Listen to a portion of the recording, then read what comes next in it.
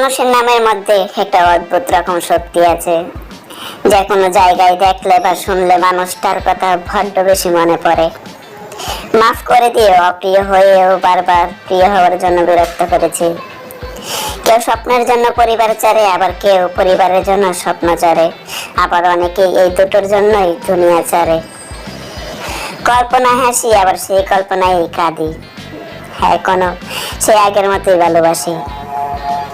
একটা ছেলে কখনো তার নিজে থেকে কখনো নেশা করে না, শুধু একটা মেয়ের কারণেই।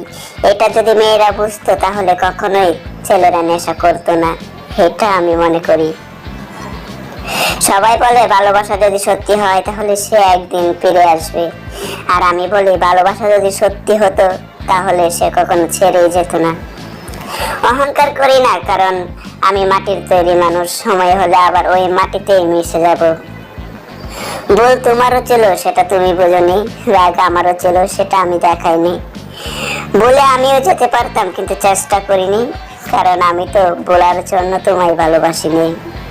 প্রয়োজন শেষ হলে মানুষের কথা বলার ধরন পাল্টে যায়, হোক সে পরিবার বা বন্ধু।